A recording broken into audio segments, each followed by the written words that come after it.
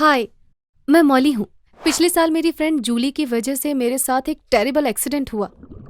कोई ये मजाक लग सकता है, लेकिन मैं 36 घंटों तक पानी के अंदर फंसी रही। जी हाँ, बिल्कुल सी बॉटम में 36 घंटों के लिए, जो कि एक दिन से भी ज्यादा है। आपको मेरी बात पर विश्वास हो जाएगा जब आप मेरी पूरी स्टोरी सुनेंगे। ये सब तब शुरू हुआ जब जूली ने मुझे एक फोटो दिखाई और कहा, मॉली ये देखो। तो मैंने उसका फोन ले लिया। ईथन, एक लड़का जो जूली को इंस्टाग्राम पर मिला था, वो एक बोट का स्टीयरिंग व्हील पकड़कर खड़ा था और स्माइल कर रहा था। मुझे ये लड़का बिल्कुल भी पसंद नहीं था और उसकी फोटो देखकर मैं समझ गई कि वो एक बिगड़ा हुआ लड़का है। मैंने उसका फोन वापस करते हुए बोला, इसमें ऐसा क्या खास है? मुझे पता था वो मुझसे जरूर कुछ चाहती है। इसने हमें वीकेंड स्पेंड करने के लिए अपनी बोट पर इनवाइट किया है। मैंने ऐसे प्रिटेंड किया जैसे मैं उसकी बात समझी ही नहीं। हमें? वो मुझे कैसे जानता है? वो तो तुम्हें भी अच्छे से नहीं जानता है। तुम लोग बस चैट करते हो। उसने कहा, हमने कल रात फोन पर घंटों बातें की। मेरा विश्वास करो, वो एक बहुत अच्छा लड़का है। चलो हम दोनों साथ में चलते हैं। मैंने तुरंत कहा, बिल्कुल नहीं, मैं एक बोट पर किसी अनजान लड़के के साथ 2 दिन तक क्या करूंगी? फिर उसने कुछ ऐसा कहा जो उसको पता था जरूर काम करेगा। क्या तुम मुझे ऐसे ही किसी लड़के के साथ अकेले छोड़ दोगी? पिछले महीने मैंने भी उसको यही सेम बात बोली थी। मैंने उसको मेरे साथ चलने को कहा था जब मैं एक लड़के से पहली बार मिलने जा रही थी और वो मेरे साथ आई थी। बेसिकली वो ये कहना चाहती थी, आज तुम्हारी बारी है। मुझे हाँ बोलना पड़ा। सैटरडे की सुबह हमने 3 घंटे बस से ट्रैवल किया बीच टाउन तक जाने के लिए, जहाँ ईथन रहता था। उसने हमें पिक किया और अपनी बोट तक ले गया। उसकी बोट बहुत बड़ी तो नहीं थी, हाँ, लेकिन बहुत लग्जूरियस थी। उसकी बोट में 2 कैबिन थे। जूली और मैंने बड़ा वाला कैबिन लिया। ईथन मुझे इतना बुरा लड़का भी नहीं लगा। मुझे लगा शायद मैं उसके बारे में गलत सोच रही थी। जब हम डेक पर आए तो हम चारों तरफ से पानी से घिरे हुए थे और ईथन बोट चला रहा था। प्लीज मुझे गलत मत समझना, लेकिन क्या कैप्टन बोट को नहीं चलाते? मैंने पूछा। वो मुस्कुराया और बोला, घबराओ मत, बस एक छोटी सी यॉट है और मेरे पास इसको चलाने का लाइसेंस भी है। वैसे भी हम हमेशा ड्राइव नहीं करने वाले हैं। कोई अच्छी सी जगह देखकर हम वहीं रुक जाएंगे। जूली और मैं धूप में आराम करने के लिए बैठ गए। इतनी गर्मी भी नहीं थी कि हम बिकिनी पहने, लेकिन सूरज निकला हुआ था। 2-3 घंटे बाद हम रुके। हमने आइलैंड के पास यॉट लगाई।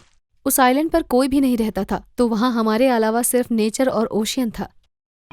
ईथन एक बहुत अच्छा होस्ट था।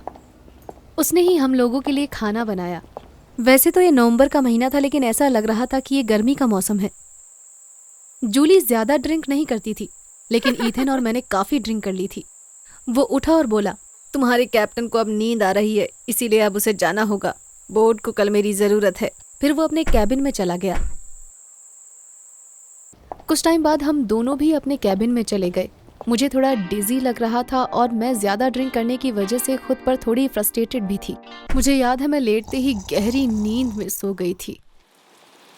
जब हम सोने गए थे तब मौसम बहुत साफ था। मुझे नहीं पता था कब मौसम खराब हुआ और एक भयंकर तूफान आ गया। जब मैं उठी तब हमारी बोट बहुत ज्यादा ही हिल रही थी। मैंने जूली को देखा, पर वो अपने बेड पर नहीं थी।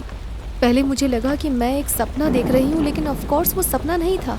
मुझे बोट के नीचे से जोर जोर से आवाज आ रही थी, जैसे बोट को कोई चीज नीचे से जोर जोर से हिट कर रही हो और वो ऊपर नीचे हो रही थी। मुझे पता था ऐसे मौसम में ऊपर जाना सही नहीं था, लेकिन मुझे जूली को ढूंढना था। मैंने खड़े होने की कोशिश करी, लेकिन मैं अपने पैरों पर खड़ी नहीं हो पा रही थी। तभी बोट जोर से हिली और मैं नीचे गिर गई। मैंने किसी चीज को पकड़ने की कोशिश करी, पर मैं ऐसा नहीं कर पाई। तभी मैं जोर से बोट की दीवार से टकरा गई और दर्द से चिल्ला उठी। ऐसा लगा जैसे मेरी कोई हड्डी टूट गई हो। थोड़ी देर में मेरा दर्द कम हुआ। मैंने अपने हाथ पैरों को चेक किया, मुझे कहीं भी दर्द नहीं हुआ और मैंने राहत की सांस ली कि कुछ टूटा नहीं है। तभी अचानक से मुझे असली खतरे का एहसास हुआ।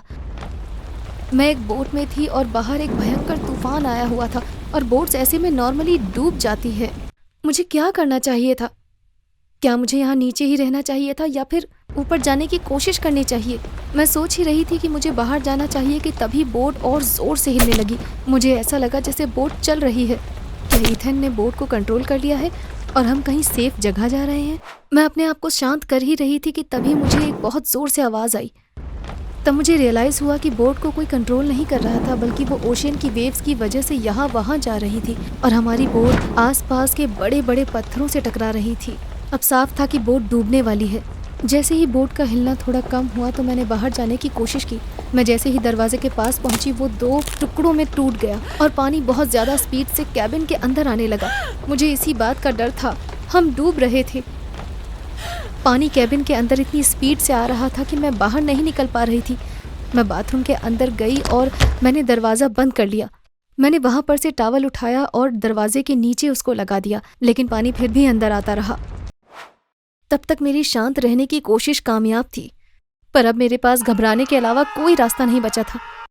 मैं जिस बोट में थी वो तूफान में एक पत्थर से टकरा गई थी और डूब रही थी, और मैं एक छोटे से बाथरूम में फंसी हुई थी। पहली बार मैंने ये सोचा कि मैं शायद नहीं बच पाऊंगी। ये सोचकर मैंने चिल्लाना शुरू कर दिया, मॉली अपने दिमाग का इस्तेमाल करो, तुम्हें यहाँ से निकलने का रास्ता ढूंढना पड़ेगा, जल्दी कुछ सोचो। बाथरूम पानी से भरता ही जा रहा था, जो कि मेरे अब घुटनों तक आ गया था। मैं टॉयलेट के ऊपर खड़ी हो गई। यहाँ से बाहर निकलना इम्पॉसिबल था और पानी इस छोटे से बाथरूम को जल्दी ही भर देगा। मुझे नहीं पता था कितना वक्त गुजर गया था। मैंने अपने आप को अपनी किस्मत के भरोसे छोड़ दिया था। पानी अब मेरी कमर से ऊपर आ गया था। तभी मुझे रियलाइज हुआ कि बाथरूम में पानी बहुत धीरे धीरे भर रहा था। क्या मुझे बाथरूम का दरवाज़ा खोलना चाहिए या मुझे हेल्प आने का इंतज़ार करना चाहिए? पानी अब भी भरते ही जा रहा था, लेकिन पहले से थोड़ा धीरे। क्या मैं तब तक सरवाइव कर पाऊंगी जब तक मुझे कोई बचाने नहीं आता? कोई ज़रूरी नहीं था कि कोई मुझे बचाने के लिए आएगा। तब मैंने एक छोटा सा एक्सपेरिमेंट करने का डिसाइड किया। मैंने एक गहरी सांस ली और पानी के अंदर डाइव किया। मैंने दरवाजे का हैंडल घुमाया और दरवाजे को ढकेलने की कोशिश करी, लेकिन दरवाज़ा हिला भी नहीं। मैंने दोबारा कोशिश करी, लेकिन फिर भी कुछ नहीं हुआ। अब मुझे पता था कि बोट डूब चुकी है और दरवाज़ा नहीं खुलेगा क्योंकि कैबिन में पानी भर चुका है। मैं अभी भी जिंदा थी और मैं हार नहीं मानने वाली थी, लेकिन जूली का क्या होगा? इस टाइम तक मैं बिल्कुल नहीं रोई, मगर अब मैं अपने आप को रोने से रोक नहीं पा रही थी। इसी बीच पानी और ऊपर तक आ गया था और रोने की वजह से मैं गहरी सांसें ले रही थी, जिसकी वजह से कैबिन में ऑक्सीजन की कमी हो गई थी और मैं सांस नहीं ले पा रही थी। मैं ऐसी बुरी हालत में थी कि अब मुझे समझ नहीं आ रहा था कि कितना समय बीत चुका है। पानी अब मेरे गले तक आ चुका था। मुझे अब ठंड लग रही थी, भूख लग रही थी, प्यास लग रही थी। मैं थक चुकी थी और सोना चाहती थी। एक बार के लिए मैंने सोचा कि अपने आप को डूब जाने दूं और ये सब खत्म हो जाएगा। एक मेडिकल स्टूडेंट होने की वजह से मुझे पता था कि ये थॉट्स हाइपोथर्मिया की वजह से आ रहे हैं। मैं बहुत देर से पानी में थी, इसीलिए मेरा बॉडी टेम्परेचर कम हो गया था और अब ये और कम होता ही जाएगा। मैं अब हेल्प की उम्मीद छोड़ने लगी थी। हम लोग खुले ओशियन में थे, पर कौन हमको ढूंढेगा? क्योंकि सिर्फ मेरे और जूली के पेरेंट्स को ही पता था कि हम यहाँ हैं। क्या ईथन की फैमिली कुछ करेगी? मुझे ऐसा नहीं लगता था। पानी अब धीरे धीरे ऊपर आ रहा था और अब वो काफ़ी ऊपर तक आ चुका था। पानी अब इतना ऊपर आ गया था कि मुझे अपने पैरों को ऊंचा करके खड़ा होना पड़ रहा था। तभी मुझे एक आवाज़ सुनाई दी।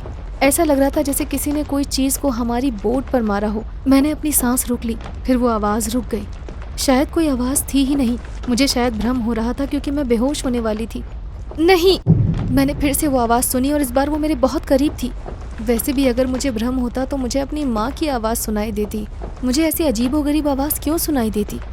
मैंने पानी में डुबकी लगाई और वहाँ पर एक सोप बॉक्स था जो कि पत्थर का बना था। मैंने उसको उठाया और ऊपर आ गई। मैंने बाथरूम की दीवार को उससे मारना शुरू कर दिया। दूसरी आवाज़ बंद हो गई। सिर्फ मेरी दीवार पर सोप बॉक्स से मारते हुए आवाज़ आ रही थी।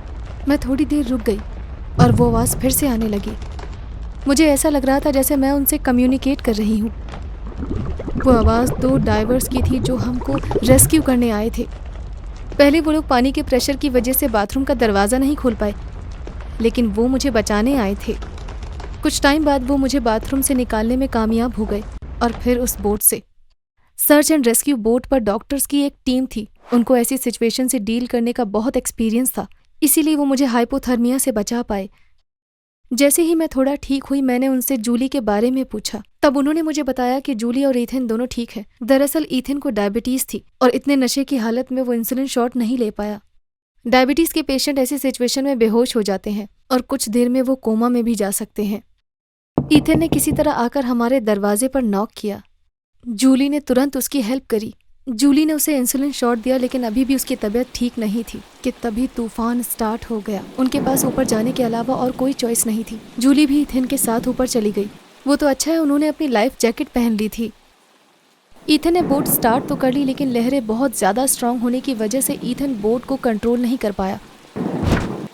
और बोट पत्थर से टकरा गई और वो पानी में गिर गए। जूली ईथन के साथ ही थी। पानी के बहाव से वो दोनों बीच के किनारे पर पहुंच गए। ईथन बेहोश हो गया था, इसीलिए जूली उसको अकेले नहीं छोड़ सकती थी। अगले दिन हाइकर्स के ग्रुप ने उनको देखा और उनकी हेल्प की। अब वो दोनों बिल्कुल ठीक हैं। ये सुनने के बाद मेरा पहला रिएक्शन था, अब ये दोनों इस इंसिडेंट के बाद ज़रूर एक दूसरे से शादी कर लेंगे। अपने लाइफ के सबसे मुश्किल 36 घंटे गुजारने के बाद मुझे ऐसा लग रहा था जैसे मुझे एक नई लाइफ मिल गई हो। हाँ, ज़रूर मैं लकी थी, लेकिन बाथरूम में जाने का फैसला, खुद को शांत रख पाना, हाइपोथर्मिया से लड़ना, इसके लिए ज़रूर मेरे लिए तालियां तो होनी ही चाहिए। मेरी कहानी सुनने के लिए शुक्रिया। अगर आपको ऐसी स्टोरीज पसंद है तो इस चैनल को सब्सक्राइब कर लीजिए। बाय।